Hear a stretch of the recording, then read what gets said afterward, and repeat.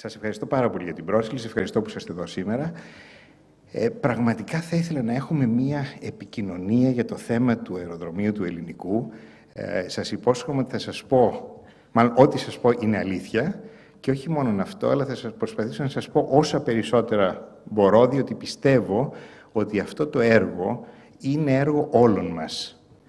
Και όσο πιο καλά πληροφορημένοι είμαστε για το τι γίνεται και πώς να το χειριστούμε, τόσο καλύτερα είναι. Άλλωστε, εγώ πιστεύω πάρα πολύ στη συνένεση και στο διάλογο. Κάτι το οποίο σε αυτό το project, τα τελευταία 16 χρόνια που είναι στα χαρτιά, δεν έχει γίνει όπως θα έπρεπε να γίνει. Αλλά ας μιλήσω συγκεκριμένα όπως προχωρούμε. Πρώτα-πρώτα η Ελληνικών. Ορισμένα slides μου θα είναι στα αγγλικά, λίγα θα είναι στα ελληνικά, γιατί απλώς τα έβαλα όλα μαζί, δεν νομίζω ότι έχει διαφορά. Έγινε στις 31 Μαρτίου του 2011. Για πολύ καιρό δεν είχε Διοικητικό Συμβούλιο. Το Διοικητικό Συμβούλιο ορίστηκε στις 7 Ιουνίου και έγινε με διυπουργική απόφαση και μόλις ορίστηκε το Διοικητικό Συμβούλιο, ο νόμος έλεγε ότι σε ένα μήνα θα παραλάβουμε το χώρο, τη διαχείριση του χώρου του αεροδρομίου. Δεν είχαμε τίποτα τότε. Δεν είχαμε υπαλλήλους, δεν είχαμε τίποτα, είχαμε απλώς ένα Διοικητικό Συμβούλιο. Παρ' όλα αυτά το κάναμε και τι κάνουμε σαν Ελληνικό, ποιος είναι ο ρόλος μας. Πρώτα-πρώτα έχουμε την καθημερινή διαχείριση του χώρου. Πρώτα θέλω να σας πω ότι είναι μια εξαιρετική ελληνική δημόσια εταιρεία, που οι υπάλληλοι της δουλεύουν όπως δουλεύαμε όλοι στο MIT, με όχι μόνο αυτοθυσία, αλλά πάρα πολλές ώρες, κάνουν εξαιρετική δουλειά. Η ποιότητα δεν έχει αναζηλέψει τίποτα από τις καλύτερες ιδιωτικές εταιρείες σε όλο τον κόσμο, και θα το δείτε και από τα γραφικά που έχουμε σήμερα και από όλη τη σκέψη που θα δείτε. Και αυτή η μικρή εταιρεία, περίπου 15 ατόμων, έχει την καθημερινή διαχείριση του χώρου. Δεν θα ασχοληθώ με αυτό το θέμα σήμερα, αλλά όταν λέω καθημερινή διαχείριση του χώρου, εννοώ από ασφάλεια, να πληρώσουμε τους λογαριασμούς ΔΕΗ, νερού κτλ. Και το τι βρήκαμε είναι καλύτερα να μην σας πω. Θα σας πω μόνο ότι τα έξοδα, τα μηνιαία έξοδά μας τώρα, είναι ένα πολύ μικρό ποσοστό του τι ήταν όταν παραλάβαμε. Το δεύτερο είναι το ξεκαθάρισμα βαρών και απαιτήσεων, διότι μέσα σε όλα αυτά τα χρόνια η κακή χρήση του χώρου νομίζω ότι είναι για να γράψουν βιβλίο. Μιλάμε για ξεπούλημα του ελληνικού, πολλοί μιλάνε για ξεπούλημα. Το ξεπούλημα του ελληνικού έχει γίνει τώρα, με τις χρήσεις που γίνονται και για τις οποίες πάλι δεν θα μιλήσω ιδιαίτερα, γιατί δεν είναι το θέμα το ενδιαφέρον, αλλά οι χρήσεις που υπάρχουν. Καταρχάς, οι πιο πολλές συμβάσεις έχουν λήξει, δεν πληρώνει κανένας τίποτα, εμείς πληρώνουμε το ρεύμα, το νερό. Η κατάσταση είναι επιδικά απαράδεκτη.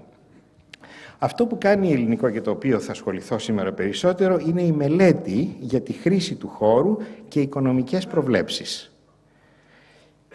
Εδώ θα σας πω ότι μέχρι τώρα όλες οι μελέτες που είχαν γίνει δεν είχαν αντίστοιχη οικονομική ανάλυση. Ήτανε μόνον αρχιτεκτονική, πολεοδομία, ζωγραφιές, νερομπογιές, αλλά δεν υπήρχε οικονομική ανάλυση καθόλου, όχι μόνο για να είναι αυτοχρηματοδοτούμενο, αλλά γενικά ποιος θα το στηρίξει, δηλαδή πόσα χρήματα χρειάζονται. Το επόμενο είναι, κάνουμε μία μελέτη συνεχή εναλλακτικών διαδικασιών αξιοποίησης. Τι θα γίνει αν κάνουμε αυτό, αν κάνουμε εκείνο, αν κάνουμε το άλλο. Και όπως θα δείτε, επειδή είναι τεράστιος ο χώρος, όλα αυτά είναι ιδιαίτερα σημαντικά. Κάνουμε προτάσεις για νομοθετικές ρυθμίσεις. Μόλις προχτές το βράδυ ψηφίστηκε ο νόμος στη Βουλή για το ελληνικό, ο οποίος είναι ιδιαίτερα σημαντικό ότι έγινε. Ήταν κάτι που το ξεκινήσαμε στην Ελληνικό από πολύ νωρίς, διότι ξέροντας ότι ψάχνουμε για επενδυτή και ξέροντας τον τρόπο που ψάχνουμε για επενδυτή, που θα σας εξηγήσω σε λίγο πώς είναι, ήταν απόλυτα απαραίτητο να υπάρχει μία νομοθετική ρύθμιση. Διότι ο χώρος ήταν εκτός σχεδίου και ως εκ τούτου ο επενδυτής δεν θα μπορούσε να κάνει πρόταση, διότι δεν ήξερε ακριβώς τι επιτρέπεται και τι δεν επιτρέπεται. Το μόνο που ξέραμε ήταν ότι υπήρχε συντελεστής δόμησης 0,4 και συντελεστής κάλυψης 0,5, το οποίο εσείς που είσαστε εδώ μηχανικοί και αρχιτέκτονες θα με εξηγήσετε πώς είναι δυνατόν να γίνει αυτό το πράγμα, ίσως επειδή το γράψανε δικηγόροι, στον εφαρμοστικό νόμο. Το επόμενο είναι ότι κάνουμε αναλύσεις, γραφικές απεικονίσεις, έχουμε ιδιαίτερα ταλαντούχους υπαλλήλους οι οποίοι κάνουν αυτό το πράγμα, διότι για λόγους καθαρά επικοινωνιακούς.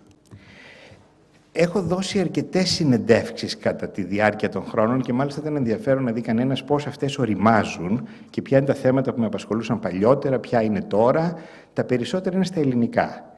Ένα πράγμα που συνειδητοποίησα σε αυτή τη θέση είναι πόσο περιορισμένοι μέσα στον ελληνικό χώρο είμαστε και πόσο λίγα πράγματα γραφόντουσαν στα αγγλικά. Δηλαδή, όταν ήθελα να ειδοποιήσω τι γίνεται τους γνωστούς μου και φίλους και όλο το δίκτυο στο εξωτερικό, είχα δυσκολία, διότι ναι, μεν υπήρχαν άρθρα στην Καθημερινή, σε άλλες εφημερίδες, σε πολλές εφημερίδες, σε περιοδικά, αλλά ήταν όλα στα ελληνικά. Εδώ είναι μία από τις αγγλικές εφημερίδες, αλλά υπάρχουν πολλές συνεντεύξεις. Θα έλεγα ότι είναι συνεπείς από την πρώτη μέρα, απλώς οριμάζουν. Και σήμερα είναι και το επόμενο. Κάποια στιγμή συζητήθηκε ότι θα γίνει κούρεμα του ελληνικού χρέους. Τότε ήταν 28%, κάποια στιγμή το καλοκαίρι πέρσι. Και μέσα θα έλεγα στην προσπάθεια της κυβέρνησης να πείσει τους Ευρωπαίους ότι πραγματικά ενδιαφέρονται να ξεπληρώσουν το δάνειο, έβαλαν το ελληνικό κάτω από το Ταμείο Αποκρατικοποίησεως της ιδιωτικής περιουσίας του Δημοσίου. Από εκείνη τη στιγμή και μετά χάσαμε εμείς σαν ελληνικό τον έλεγχο του πώς θα βρεθεί ο επενδυτής, ποιος θα είναι ο επενδυτής, πώς θα βρούμε τον επενδυτή και επίσης τι περιμένουμε από τον επενδυτή. Πλέον πέρασε τελείως το Ταμείο και δεν θα ήθελα να ασχοληθώ περισσότερο εδώ τώρα, γιατί το Ταμείο βρίσκεται σε μια διαγωνιστική διαδικασία. Απλώς θέλω να σας πω ότι το Ταμείο αποφάσισε, και αυτό έχει ιδιαίτερη σημασία, ότι θα πουλήσει τις μετοχές της Ελληνικών.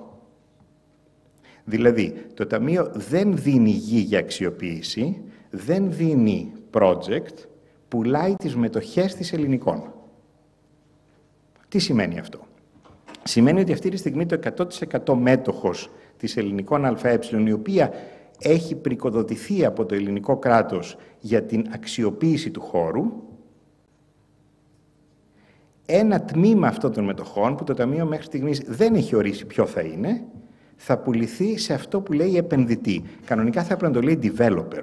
Δεν ψάχνουμε για investor, ψάχνουμε για developer. Και θα πουλήσει τις μετοχές.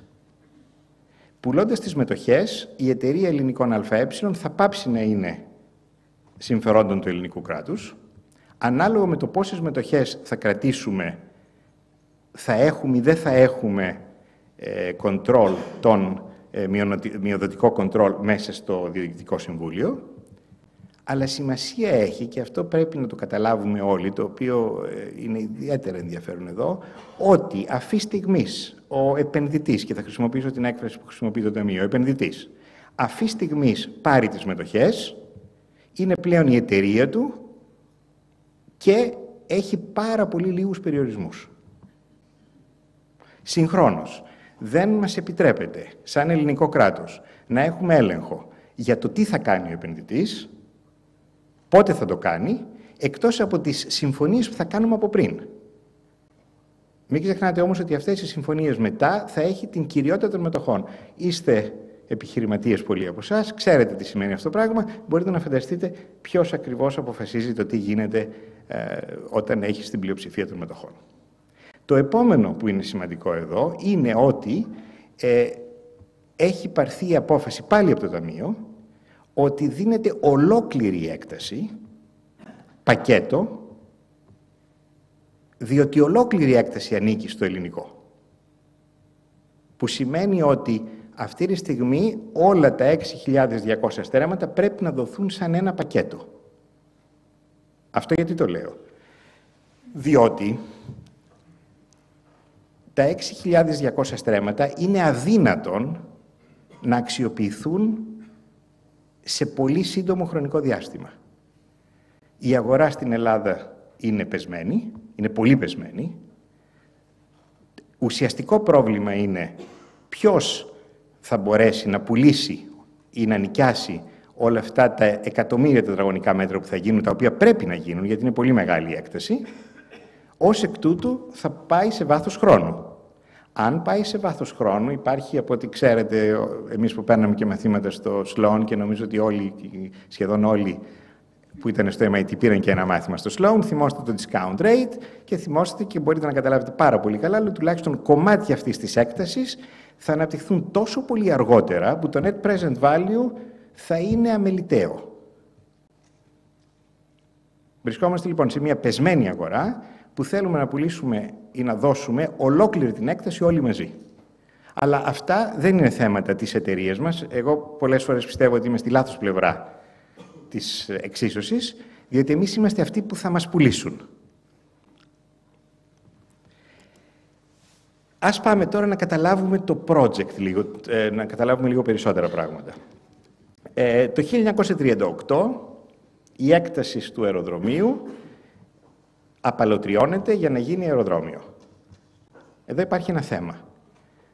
Απαλωτριώθηκε για να γίνει αεροδρόμιο.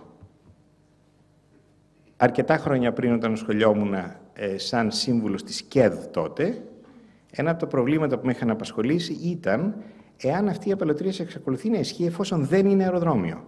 Και δεν μπορεί να είναι αεροδρόμιο, γιατί η σύμβαση με τη Χόχτιφ λέει ότι απαγορεύεται να γίνει άλλο αεροδρόμιο στην Αθήνα. Αυτό πρέπει να κλείσει. Βέβαια, οτιδήποτε μπορεί να ξανασυζητηθεί, αλλά αυτή τη στιγμή δεν είναι πλέον αεροδρόμιο. Οπότε αυτά έχουν απαλωτριωθεί για να γίνουν αεροδρόμιο. Να σας πω την αλήθεια, υπάρχει η πεποίθηση αυτή τη στιγμή ότι αυτό δεν είναι πρόβλημα και συνεχίζουμε. Το 1969 ο Aeros Arena κάνει το ανατολικό αεροσταθμό, ο οποίος είναι πραγματικά ένα δείγμα εξαιρετικής αρχιτεκτονικής για την Αθήνα. Το 1995 αρχίζει η συζήτηση και προχωρεί το αεροδρόμιο των Σπάτων. Το 2001 κλείνει το ελληνικό, Ολυμπιακοί Αγώνες. 2005 γίνεται ένας διεθνής διαγωνισμός, χωρίς όμως οικονομική ανάλυση και με το λάθος πρόγραμμα, διότι ουσιαστικά μιλούσε για κυρίως πάρκο, και το 2011 γίνεται η Ελληνικών. Αυτά είναι οι βασικοί χρόνοι. Θα πείτε, είναι πολλά χρόνια που δεν έχει γίνει το αεροδρόμιο. Δεν είμαστε μόνοι.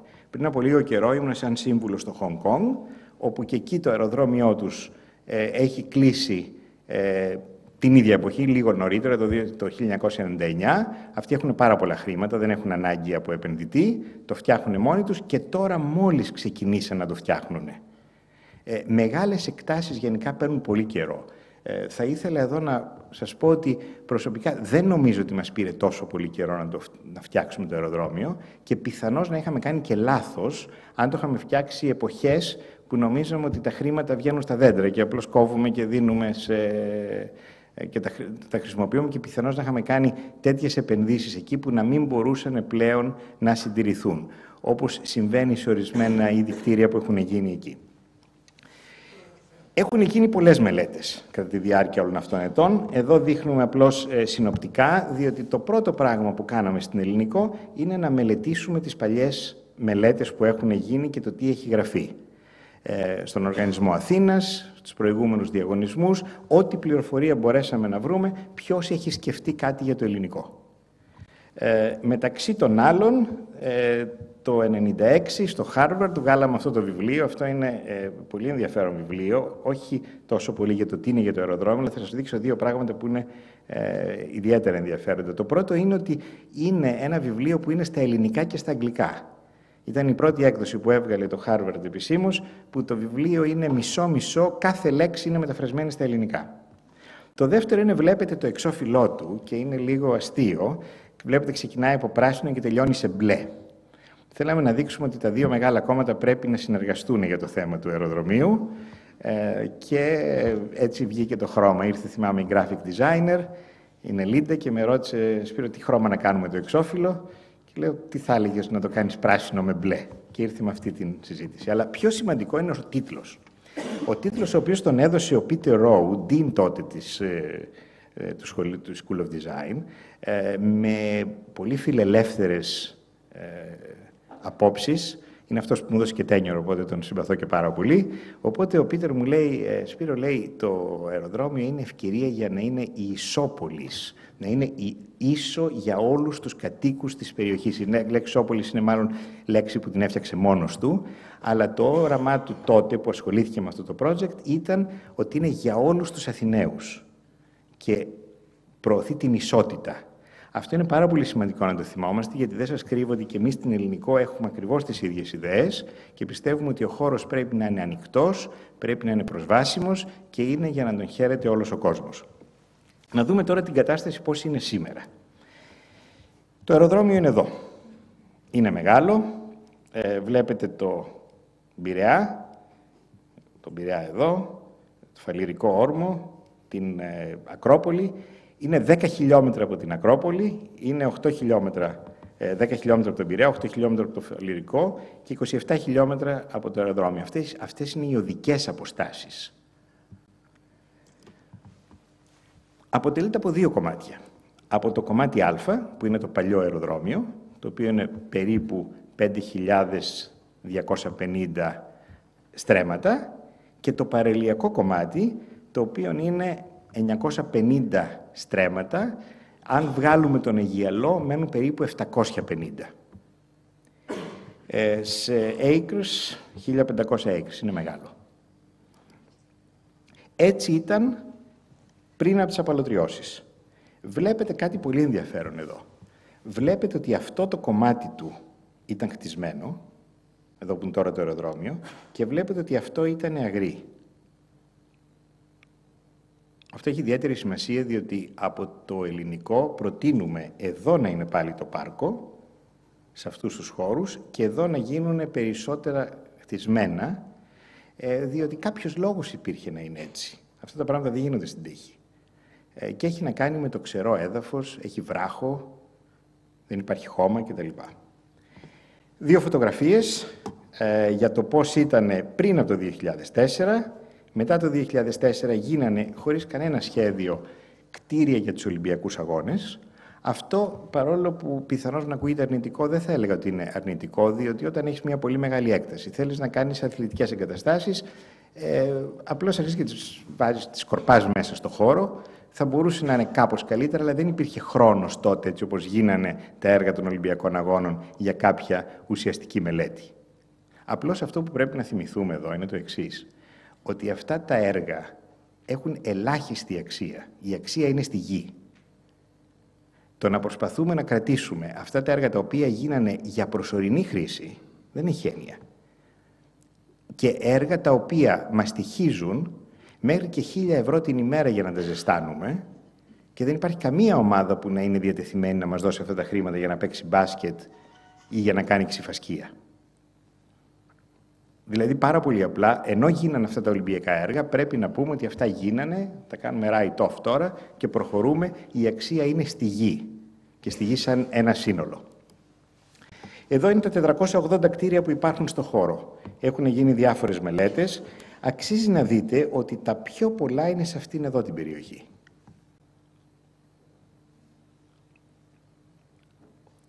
Η Ελληνικό τελευταία έστειλε ένα γράμμα, όπως αναφέρθηκε και στη Βουλή, ένα οριζόντιο γράμμα, το οποίο βασικά ζήτησε από όλους να φύγουν. Το πιστεύαμε όταν είπαμε ότι πρέπει να φύγουν?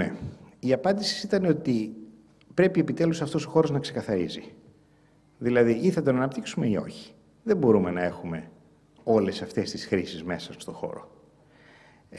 Δεν μπορούσαμε να διακρίνουμε και να πούμε σε ορισμένους στέλνουμε, σε ορισμένους δεν στέλνουμε. Πήρα λοιπόν την απόφαση ότι θα το στείλουμε σε όλους αυτό το γράμμα και μάλιστα στις πολιτικές τους ηγεσίες και θα πούμε να φύγετε όλοι. Περιμένοντας βέβαια ότι ορισμένοι θα έρθουν και θα μας πούνε γιατί δεν μπορούν να φύγουν. Όταν στην Αμερική κάνουμε κάτι αντίστοιχο, δεν θέλουμε να φύγουν οι ενοικιαστές μας. Θέλουμε απλώς να τους πούμε ότι ή θα μείνετε εκεί που μένετε, ή θα σας μεταφέρουμε εμείς κάπου αλλού μέσα στο χώρο μας, ως εκ τούτου θα φτιάξουμε κάπου αλλού τα κτίρια και μετά θα σας μεταφέρουμε, αλλά είναι κάτι πάρα πολύ βασικό. Θέλω να υπογράψω occupancy agreement, δηλαδή ένα συμβόλαιο ενοικίασης, πάρα πολύ νωρίς να ξέρω γιατί τους φτιάχνω και πώς το φτιάχνω. Όταν έχω όλους αυτούς μέσα, οι οποίοι δεν μου πληρώνουν τίποτα, δεν σας κρύβω ότι να τους κάνεις τι. Πρέπει να καταλάβουν ότι τώρα πλέον θα πρέπει να πληρώσουν τιμές αγοράς, εάν θέλουν να μείνουν μέσα. Και τώρα δεν μιλάω σαν η κρατική εταιρεία ελληνικών, μιλάω για εταιρεία ελληνικών η οποία πάρα πολύ σύντομα θα είναι μια ιδιωτική εταιρεία. Και θέλουμε να έχουμε όλους αυτούς μέσα. Επίσης, όταν ακούμε ότι ορισμένοι από αυτούς είναι πολύ δύσκολο να μεταφερθούν, αυτό το πολύ δύσκολο το ακούμε πάρα πολύ, ξέρετε, ελαφρά, διότι υπάρχουν πάρα πολλοί λόγοι γιατί κάποιος θέλει να μείνει μέσα και ζητάμε τεχνικές αναλύσεις γιατί θέλει κάποιος 7 χρόνια για να φύγει και 1 δισεκατομμύριο ευρώ. Κάτι δεν πάει καλά. Αλλά από την άλλη πλευρά υπάρχουν ορισμένες άλλες εγκαταστάσεις που θα θέλαμε να μείνουν, ακόμα και να μην πληρώνουν τόσο πολύ, διότι υπάρχουν κοινωνικοί λόγοι. Συνεχίζοντας, έχετε ακούσει ότι μιλάμε για τσιμεντοποίηση του ελληνικού. Μιλάμε για αποτσιμεντοποίηση του ελληνικού. Αυτή τη στιγμή, μετρώντας ένα τετραγωνικό, οι συνεργάτες μου έχουν πει ότι το 65% είναι τσιμέντο και το 35% είναι χώμα. Θυμόσαστε ότι στον τελευταίο νόμο λέει ότι επί συνολικής έκτασης το χτισμένο δεν θα είναι πάνω από 35%. Στις αναλύσεις που κάνουμε, το χτισμένο μας είναι περίπου 20%. Γιατί βάλαμε 35%, γιατί το 20% φάνηκε πάρα πολύ μικρό και είπανε καλά, δεν είναι δυνατόν να είναι τόσο λίγο, βάλτε κάτι παραπάνω. Καταλαβαίνετε ότι εδώ αντιστρέφουμε την τσιμεντοποίηση.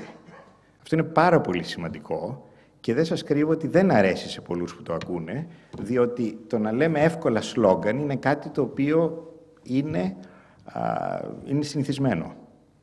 Θέλω μόνο να θυμηθείτε ότι όσο είναι μπετό τώρα θα γίνει χώμα και όσο είναι χώμα θα γίνει μπετό. Να συνεχίσουμε. Αυτό είναι βασικά... έχει τελειώσει το θέμα, αλλά επειδή μου αρέσουν τα γραφικά θέλω να σας τα δείξω.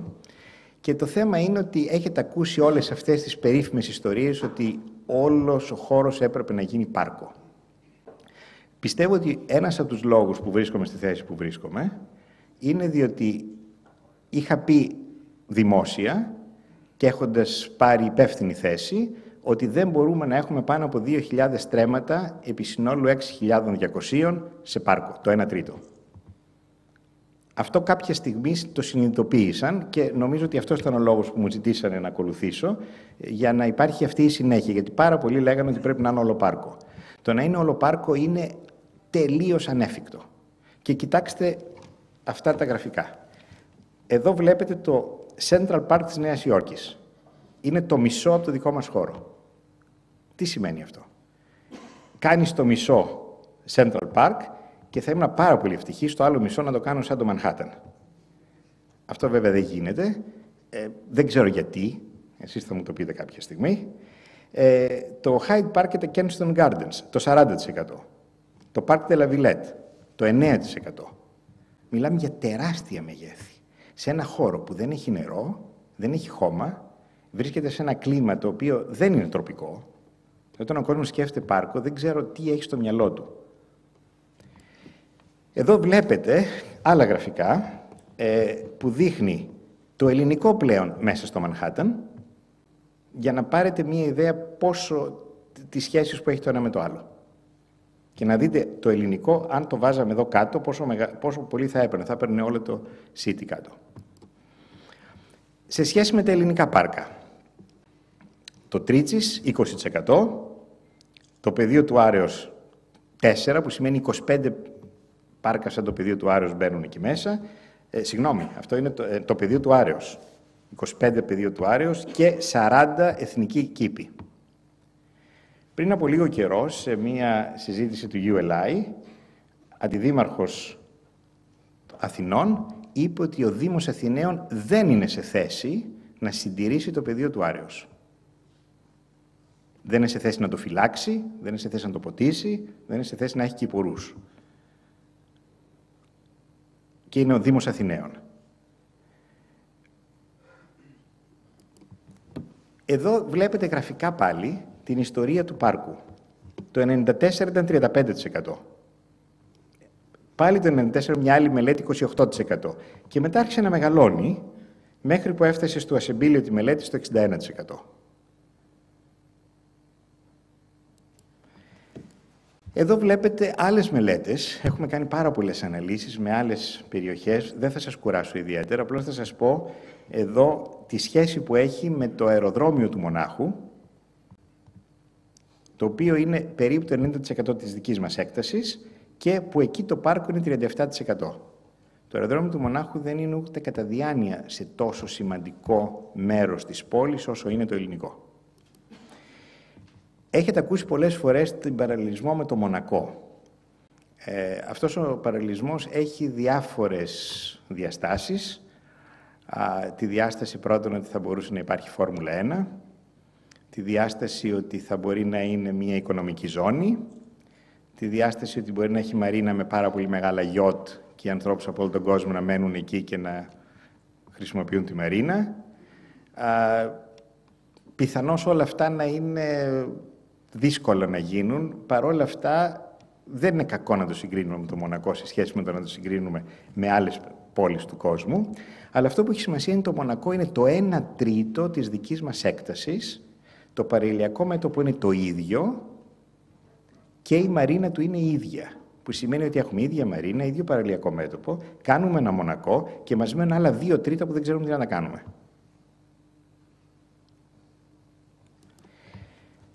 Λίγα θέματα σχετικά με την τοποθεσία. Είναι ένα κενό στον πολεοδομικό χώρο της Αθήνας. Το βλέπετε εδώ, αλλά είναι μόνο 1 χιλιόμετρο από τον ημιτό. Αυτό έχει ιδιαίτερη σημασία. Γιατί δεν κάνουμε τον ημιτό πάρκο?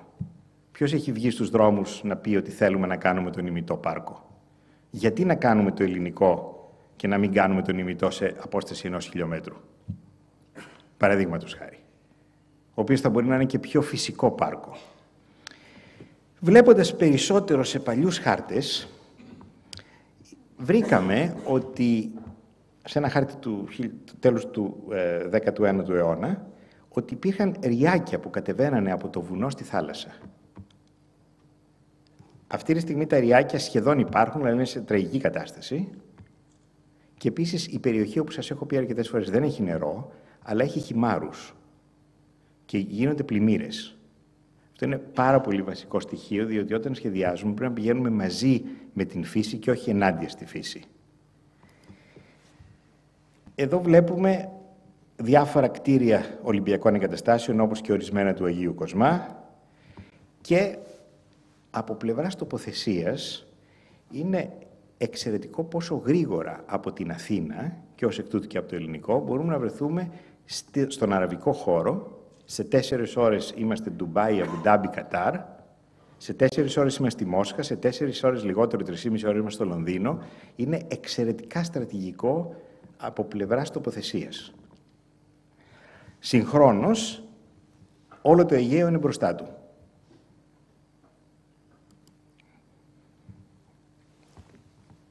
Πολλές φορές μίλησα ότι δεν υπάρχει νερό. Το νερό είναι βασικός παράγων σχεδιασμού σε σύγχρονες πόλεις. Πρέπει να φέρουμε νερό, δεν μπορούμε να αντλούμε με γεωτρήσεις, δεν μπορούμε να κάνουμε αφαλάτωση, για λόγους καθαρά περιβαλλοντολογικούς και τα δύο, γιατί αν τραβάμε νερό θα πει φάρμιλο νερό από κάτω, αν κάνουμε αφαλάτωση αυξάνουμε την περιεκτικότητα του αλατιού στη θάλασσα και συγχρόνως καταναλώνουμε πολλή ενέργεια. Πρέπει να φέρουμε νερό το οποίο ήδη το έχουμε επεξεργαστεί και υπάρχουν διάφορες προτάσεις το νερό να έρθει από την Ψιτάλια ή από κάποιον ενδιάμεσο σταθμό. Αυτό το νερό μπορούμε να το χρησιμοποιήσουμε και να λύσουμε το πρόβλημα του νερού. Και εδώ δείχνουμε πώς θα μπορούσε να είναι η αγωγή. Συνεχίζοντας, είναι απαραίτητο να συνδεθεί με το αεροδρόμιο. Αυτή τη στιγμή συνδέεται με αυτόν τον δρόμο, ο οποίος είναι χαμηλής κυκλοφορίας. Αυτό που προτείνουμε είναι να συνδεθεί με ξετρύπημα του ημιτού, με μία σύραγγα η οποία είναι περίπου 2,8 χιλιόμετρα Και ναι, μεν η απόσταση δεν θα μειωθεί ιδιαίτερα, αλλά θα είναι πάρα πολύ γρήγορα.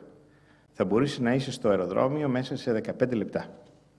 Είναι απόλυτα απαραίτητο, διότι χωρίς σύνδεση με το αεροδρόμιο, το ελληνικό είναι δύσκολο να αναπτυχθεί.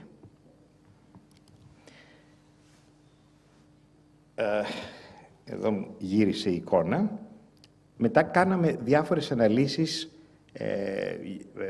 αξιών γης με το Πάντιο Πανεπιστήμιο, με το Ινστιτούτο Περιφερειακής Ανάπτυξης, όπου αναλύσαμε τις αξίες γης γύρω-γύρω, μετρήσαμε κάθε οικόπεδο, είδαμε συντελεστής δόμησης, όλες τις πληροφορίες, έτσι ώστε να μπορέσουμε να καταλάβουμε περί τίνος πρόκειται στο ελληνικό. Βάλαμε το ελληνικό δίπλα στους άλλους δήμους, είδαμε ότι είναι μεγαλύτερο από το Δήμο Αλήμου, που σημαίνει ότι θα μπορούσε να είναι ένας ξεχωριστός δήμος, το οποίο έχει και ιδιαίτερα πλεονεκτήματα στην ανάπτυξή του. Κάναμε αναλύσεις σχετικά με τους δήμους. Το ελληνικό αυτή τη στιγμή, η πλειοψηφία του χώρου ανήκει στο Δήμο Ελληνικού. Ο Δήμος Αλήμου και ο Δήμος Γλυφάδας έχουν μικρά κομμάτια. Τι πληθυσμό έχει ο κάθε δήμος, τι έκταση έχει ο κάθε δήμος, ποια είναι η έκταση από τα πλότς, γιατί η Γλυφάδα έχει και πάρα πολλούς χώρους οι οποίοι είναι πάνω στο βουνό, πόσο είναι χτισμένο, ποιος είναι ο συντελεστής δόμησης, ο μεγαλύτερος, ο μικρότερος, και ποια είναι η αξία, η αντικειμενική αξία των σπιτιών όλης της Γλυφάδας, όλου του ελληνικού, όλου του Αλήμου. Από αυτό έχουμε αρχίσει να βγάζουμε συμπεράσματα για το ποια θα έπρεπε να είναι η αξία της γης εκεί που προχωρούμε, έτσι ώστε να είμαστε έτοιμοι όταν έρθει ο επενδυτής να ξέρουμε περί τίνος πρόκειται. Δεν θα μπω σε λεπτομέρειες εδώ περισσότερο. Όλα αυτά έχουν γίνει μαζί με το Ινστιτούτο Περιφερειακής Ανάπτυξης, που είναι πολύ στενοί συνεργάτες. Από πλευράς κλίματος, έχουμε κάνει αναλύσεις των κλιματικών συνθήκων. Ξέρετε, τώρα το κλίμα της Αττικής είναι εξαιρετικό. Αυτό το έχω περισσότερο για να τα δείχνω στους ξένους. Το όραμά μας. Αυτό μου ήρθε προημερών. Το αεροδρόμιο ανήκει στο λαό. Πρωτοβουλία κατοίκων στα νότια. Συμφωνώ απόλυτα μαζί τους. Πραγματικά ανήκει στο λαό. Ανήκει σε όλους εμάς. Το ερώτημα είναι, μας ανήκει. Είμαστε σε μια οικονομική κρίση. Τι θα το κάνουμε? Μπορούμε να το αφήσουμε στην άκρη, λέγοντας ότι δεν είμαστε άξιοι να το φτιάξουμε εμείς και να το φτιάξουν τα παιδιά μας. Μπορούμε να το αφήσουμε στην άκρη, λέγοντας ότι τώρα οι τιμές είναι πάρα πολύ χαμηλές και αν το πουλήσουμε τώρα δεν είναι καλή στιγμή, αλλά το πρόβλημα είναι τώρα χρειαζόμαστε τα χρήματα. Ή να πούμε ναι, ανήκει στο λαό και θα το φτιάξουμε και τα ωφέλη θα πάνε στο λαό. Δεν διαφωνούμε με αυτά τα πράγματα. Το θέμα είναι ότι κανένας δεν έρχεται να πει τι να το κάνουμε. Και αυτό που με φοβίζει είναι, βλέποντας τον ημιτό, από το γραφείο στο ελληνικό που έχουμε, βλέπουν ότι τα σπίτια έχουν αρχίσει να σκαρφαλώνουν. Και ζήτησα την Αλεξάνδρα που είναι εδώ στο αμφιθέατρο σήμερα, της λέω, για κάνε μου ένα κολάζ, τι θα γίνει σε λίγα χρόνια. Αν θέλετε αυτό, αλλά θέλετε να κάνουμε πάρκο το ελληνικό, είναι δική μας εκλογή. Αλλά κάτι δεν πάει καλά. Νομίζω ότι είναι σαν να βάζουμε το κάρο πριν από το άλογο. Επιπλέον, σύμφωνα με τα δικά μας στοιχεία και τις δικές μας μελέτες, μελετημένο τετραγωνικό προς τετραγωνικό, με την πρόταση που έχουμε, και πάλι με το Ινστιτούτο Περιφερειακής Ανάπτυξης, υπολογίζουμε ότι θα έχουμε 15.780 καινούριες θέσεις εργασίας, με ένα συντελεστή δόμηση 0,8. Αυτή τη στιγμή ο νόμος λέει 0,6. Μπορούμε να κάνουμε τις αλλαγές αν χρειάζεται, αυτό είναι λίγο παλιότερο το slide, και 11.000 δουλειές εκτός ελληνικού με ένα job multiplier 1,7. 26.800 καινούριες θέσεις εργασίας. Είναι πολλές. Αλλά δεν είναι μόνο αυτό. Είναι ότι θα είναι θέσεις εργασίας οι οποίες θα είναι υψηλόμισθες και για επιστήμονες. Οι περισσότερες από αυτές, όχι όλες. Άκουσα προημερών, τον παρουσίασα σε ένα ακροατήριο που ήταν πάρα πολύ, φωνάζανε και πραγματικά δεν με αφήσανε να μιλήσω, αλλά είχα πάρα πολύ δυνατό μικρόφωνο, ότι όλοι αυτοί θα είναι των 300 ευρώ. Των 300 ευρώ θα είναι αν γίνει πάρκο όλο και θέλουμε μόνο κηπουρούς και φύλακες. Αν όμως έχουμε ναυτιλιακό κέντρο, νοσοκομεία, ερευνητικά κέντρα, και αν εκεί δουλεύουν οι άνθρωποι τους οποίους εγώ ξέρω, όλοι εσείς και αυτοί που έχω συναντήσει στην Αμερική και στην Ελλάδα, είμαι σίγουρος ότι όλοι αυτοί θα βρουν ένα σπίτι να δουλέψουν, ένα χώρο να δουλέψουν, ο οποίος θα είναι πολύ περισσότερο από αυτό που μπορούμε να φανταστούμε σήμερα. Τι μας απασχολεί λοιπόν αυτή τη στιγμή, ποιο είναι το vision μας? Υπάρχουν αυτά τα στοιχεία τα οποία θέλω να τα θυμόσαστε, είναι πάρα πολύ βασικά. Μας ενδιαφέρει το short-term financial gain, δηλαδή πόσα λεφτά θα βγάλουμε όταν αυτός ο επενδυτής επιτέλους θα μας γράψει την επιταγή, όταν θα αγοράσει τις μετοχές. Πόσα λεφτά θα πάρουμε? Δεύτερον, πόσα λεφτά θα πάρουμε μακροχρόνια, τα οποία θα τα πάρουμε μόνο σαν μέρισμα των μετοχών που θα μας μείνουν. Ας μην κρυβόμαστε, οτιδήποτε άλλο δεν είμαι σίγουρος ότι θα δουλέψει. Και τρίτον, πώς θα έχουμε ποιότητα ζωής σε αυτό το χώρο, οικονομική άνθηση, κοινωνική αρμονία και επίσης ένα καινούριο τρόπο που θα δείξουμε στην Αθήνα πώς θα μπορούσε να ήταν φτιαγμένη και όχι σε αυτό το χάος που ζούμε σήμερα, όπου ζούμε σε σπίτια τα οποία δεν έχουν φως, έχουμε καυσαέριο, έχουμε ποτηλιαρίσματα. Αυτοί είναι οι τρεις παράγοντες. Πόσα λεφτά θα βγάλουμε άμεσα, πόσα θα βγάλουμε μακροχρόνισμα και πόσα χρήματα θα είναι και τι ποιότητα ζωής θα έχουμε σε αυτούς που θα μείνουν σε αυτό το χώρο. Και αυτά είναι που σκεφτόμαστε από το πρωί μέχρι το βράδυ και την ώρα που κοιμόμαστε στην Ελληνικών. Διότι δεν είναι θέμα ενός τραπεζίτη που έχει πτωχεύσει κάποιος που έχει ένα ακίνητο και παίρνει το ακίνητο και το δημοπρατεί και προσπαθεί να πάρει όσα λεφτά μπορεί να πάρει για να καλύψει τμήμα των δανείων που έχει δώσει. Είναι ένα project το ελληνικό. Το ελληνικό είναι το μέλλον της Αθήνας. Δεν μπορούμε να το δούμε ότι απλώς το εκποιούμε για να βγάλουμε όσα λεφτά μπορούμε να βγάλουμε, σαν, όπως έλεγε χθες ένα μέλος του Διοικητικού μας Συμβουλίου, ένα οικόπεδο στην Κηφισιά, το οποίο το παίρνει η τράπεζα και το πουλάει για να βγάλει ό,τι μπορεί. Δεν είναι έτσι. Διότι εδώ η αξία του χώρου θα αυξηθεί κατακόρυφα εάν πηγαίνει μαζί με τους ανθρώπους και το τι θέλουμε να κάνουμε και όχι απλώς σαν ένα κομμάτι γης, το οποίο όσο πιο μεγάλο είναι, τόσο πιο πολύ πέφτει η αξία ανά τετραγωνικό μέτρο. Λίγα πράγματα σχετικά με το σχεδιασμό. Ξεκινήσαμε από τις παλιές μελέτες. Γράψαμε τις χρήσεις γης. Ποιες μελέτες είναι και βάλαμε κουκκιδίτσες. Αυτό είναι γεμάτο κουκκίδες εδώ.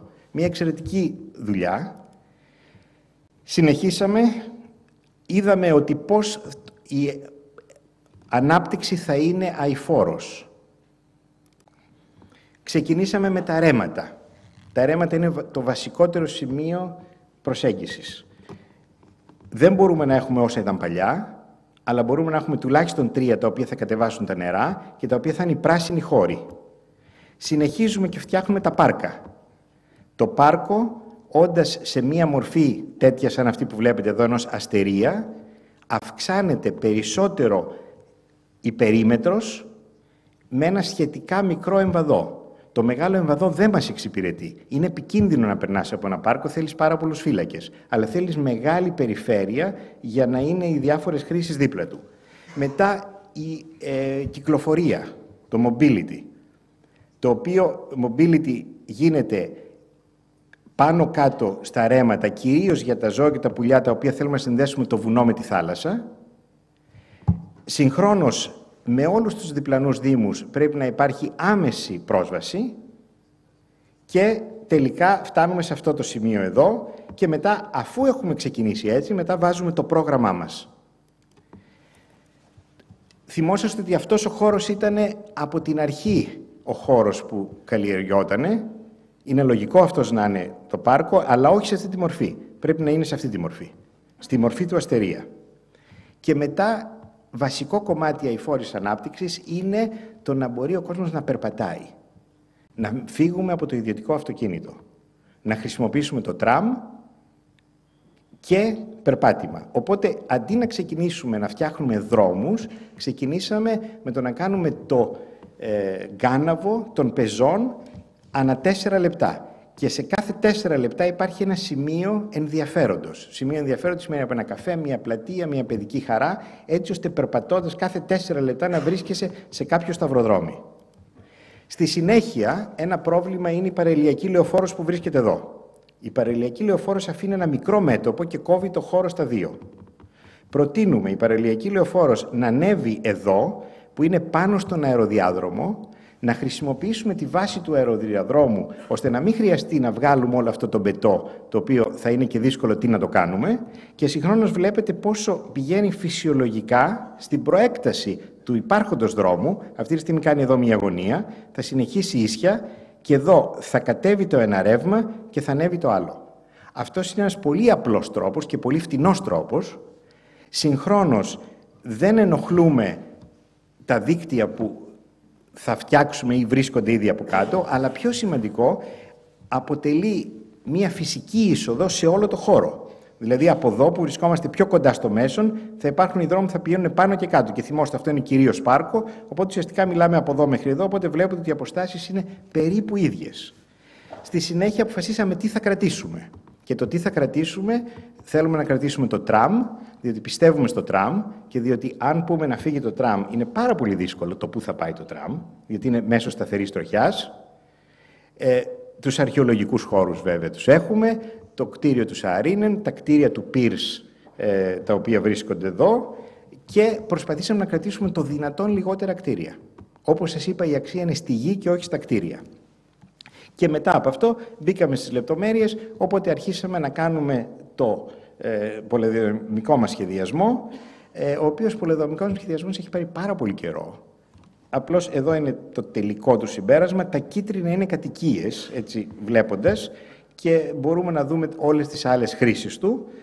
Και όταν βγήκε ο νόμος, μάλλον όταν γράφαμε τον νόμο, είδαμε πώς αυτός ο νόμος μπορεί να εφαρμοστεί σύμφωνα με το προοδευτικό μας σχέδιο και δουλεύει πάρα πολύ καλά στις διάφορες ζώνες.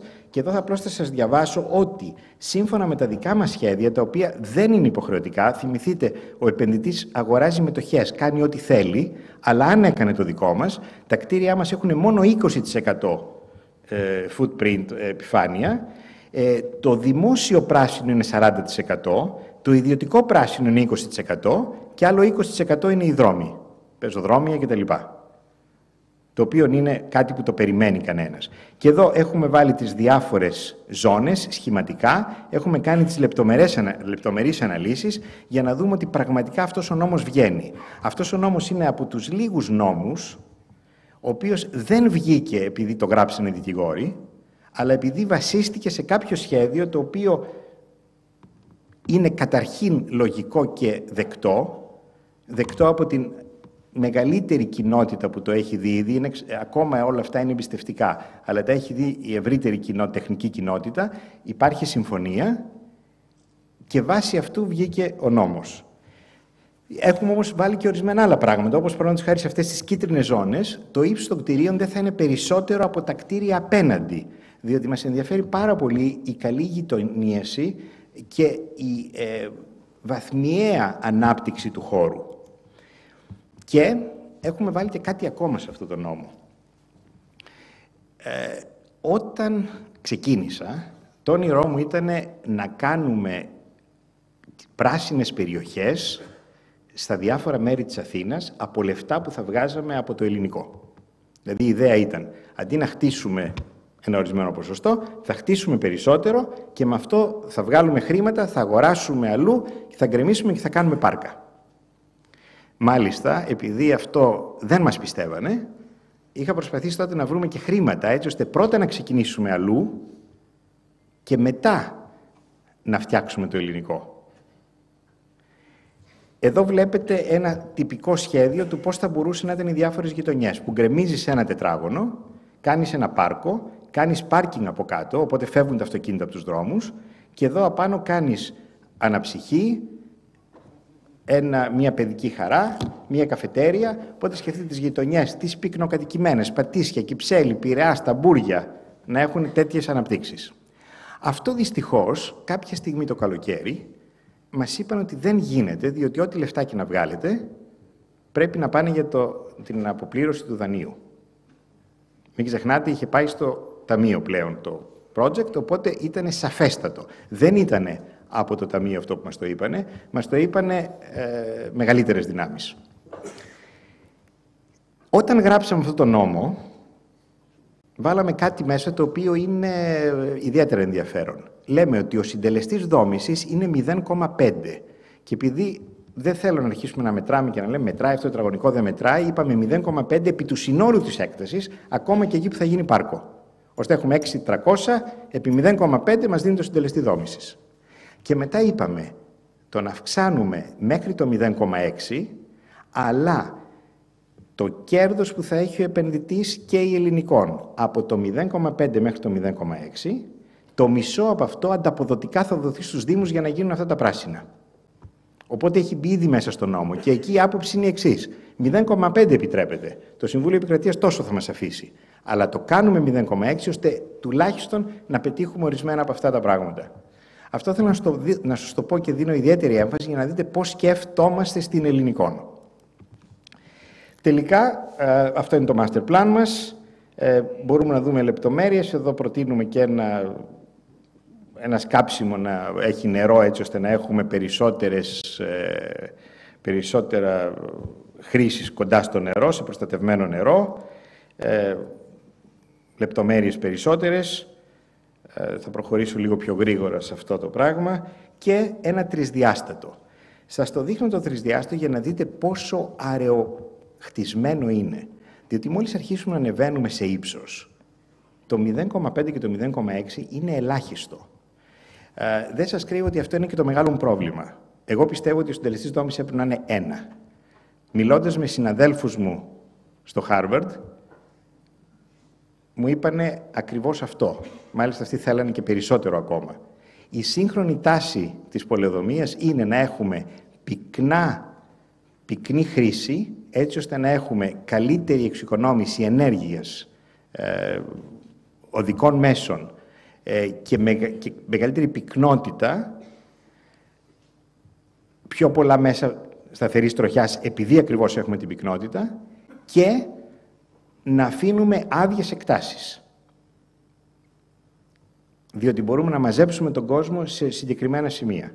Να σας πω εδώ ότι η πόλη στην Αμερική, η οποία είναι η πιο αειφόρος, είναι η Νέα Υόρκη. Κατά πολύ. Και τα έχουμε αυτά όλα γράψει και έχουμε κάνει και υπομνήματα στους υπουργούς και στο Συμβούλιο της Επικρατείας, αλλά νομίζω ότι θα πάρει λίγα χρόνια για να πιστούμε ότι το τι γίνεται. Και εδώ βλέπετε μία άλλη τρισδιάστατη εικόνα, που πάλι βλέπετε ότι η πυκνότητα είναι πραγματικά χαμηλή. Εδώ βλέπετε, ας πούμε, ότι αυτό είναι ένα 20όροφο κτίριο εδώ, το οποίο, αν δείτε, υπάρχουν αυτές οι γραμμές για να καταλάβουμε τα μεγέθη τους. Επίσης, βλέπετε ότι στο παραλιακό μέτωπο είμαστε ιδιαίτερα ευαίσθητοι και θέλουμε πραγματικά χαμηλά ύψη. Το παραλιακό μέτωπο είναι ιδιαίτερης αξίας και πρέπει να το προσέξουμε, και τη δεκαετία του 60 και του 70 χτίζαμε πολύ στις παραλίες και όπου χτίσαμε, κοιτάξτε τα παραλία της Τουρκίας, κοιτάξτε την Ισπανία, απλώς έγινε καταστροφή. Το χτίσιμο πρέπει να είναι μέσα, βαθιά, οι οποίοι έχουν τη θέα τους. Δεν χρειάζεται εδώ μπροστά να έχουμε τα ψηλά κτίρια.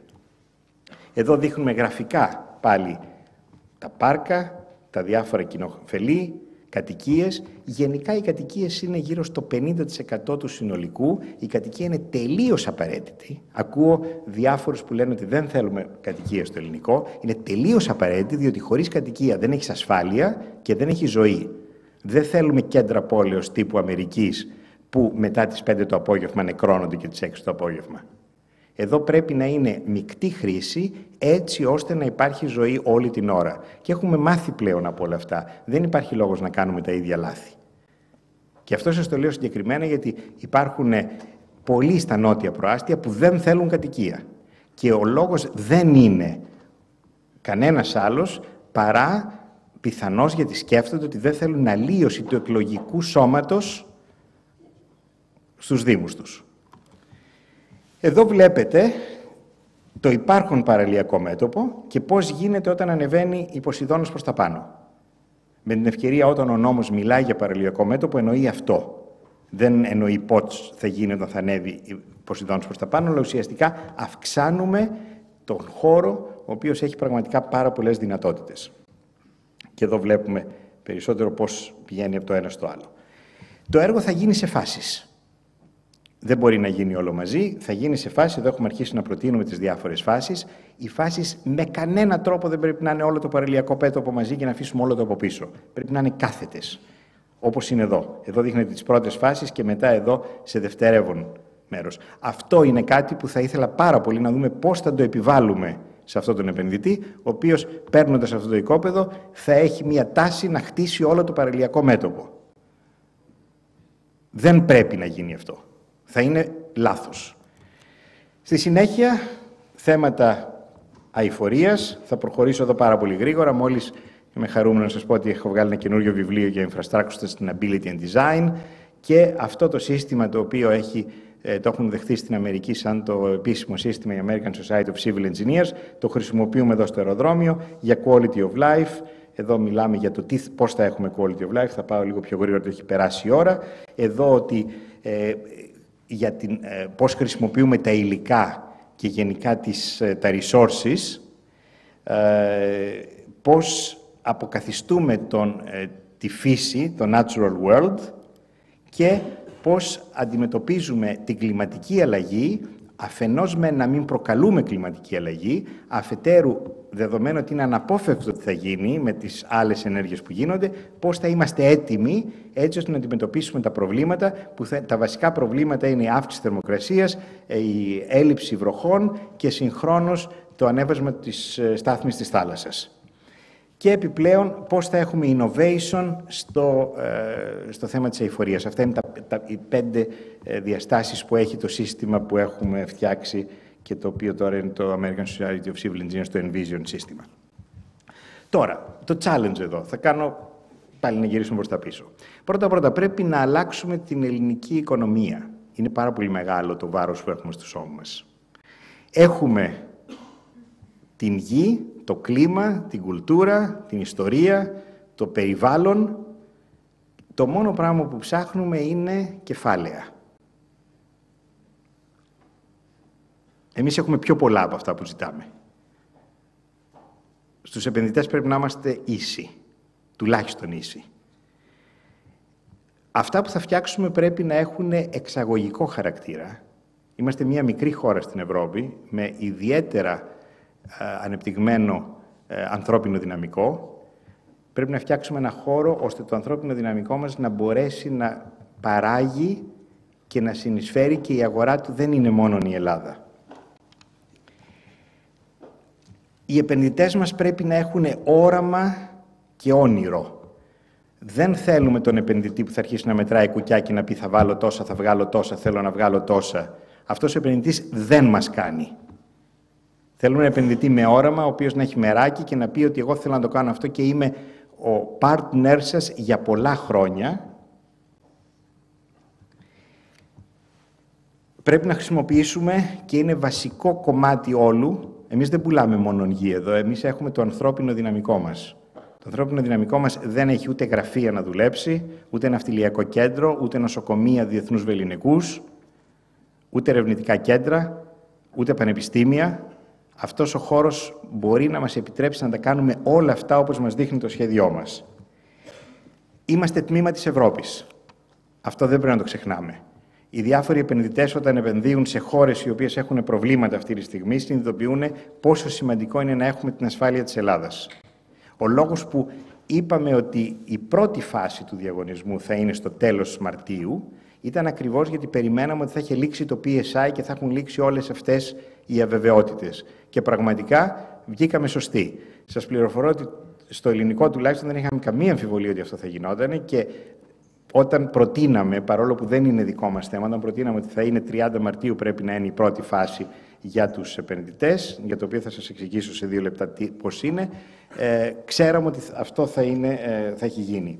Και επίσης εδώ θέλουμε innovation και συνέργεια έτσι ώστε να ξεπεράσουμε το τι βάζει ο καθένας μας. Σήμερα, οι συνεργάτες μου στείλαν αυτό από το Deal News. 10 ημινιστήρες για το project και μπορείτε να διαβάσετε εδώ. Αυτά μπορείτε να διαβάσετε και στην εφημερίδα. Δεν σημαίνει ότι κάνω endorse τίποτα από αυτά. Απλώς θα σας πω το εξής. σημασία δεν έχει αν έχουμε 10 μνηστήρες ή 20 μνηστήρες ή 50 μνηστήρες. Σημασία έχουν τα τρία πράγματα που σας είπα πριν.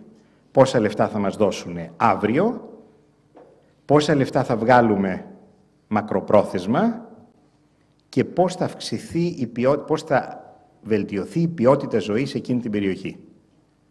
Γιατί μπορεί να έχουμε όσους μνηστήρες θέλουμε, αν αυτοί οι μνηστήρες δεν μας δώσουν αυτά που θέλουμε, τι θα κάνουμε. Και αυτή τη γελιογραφία την είχα δει στην Ελευθεροτυπία πριν από πολύ λίγο καιρό και είναι και το τελευταίο πράγμα που ήθελα να πω εδώ, η οποία μου είχε αρέσει πάρα πολύ. Διότι, κυρίες και κύριοι, αν δεν είσαι δυνατός και αν δεν ξέρεις τι θέλεις, μπορείς να τους εμπιστευτείς να περάσουν την Κυρκόπλωτα. Αυτό είναι το θέμα, πάρα πολύ απλό. Και εδώ θα σας δείξω και την φωτογραφία πώς είναι το ελληνικό τώρα. Και εδώ τελειώσαμε, είναι ακριβώς 1 ώρα νομίζω. Και θα ήθελα να σας απαντήσω. Πού βρισκόμαστε σήμερα, αυτό δεν σας το είπα. Πουλάμε μετοχές. Όσοι έχουν δυνατότητα να αγοράσουν αυτές τις μετοχές πρέπει να έχουν ορισμένα κριτήρια οικονομικά, δηλαδή ένα qualification. Περιμένει το Ταμείο Αποκρατικοποιήσεων να παραλάβει αυτά τα qualifications και η προθεσμία ήταν 30 Μαρτίου. Όπως θα δείτε στο site τους, γράφει ότι το Ταμείο αποφάσισε ότι το έκανε στις 17 Απριλίου. Μετά από αυτό θα κάνουμε το Request for Proposals. Στο Request for Proposals θα ζητήσουμε ορισμένα πράγματα και θα μπούμε στη δεύτερη φάση, στην οποία δεύτερη φάση θα ζητήσουμε τι θα κάνουν, πότε θα το κάνουν και τα οικονομικά στοιχεία. Από αυτούς οι οποίοι θα κάνουν qualifications στην πρώτη φάση. Εκεί βρισκόμαστε αυτή τη στιγμή. Και είναι ό,τι τελευταίο μπορείτε να διαβάσετε στις εφημερίδες σχετικά με το πρώτο.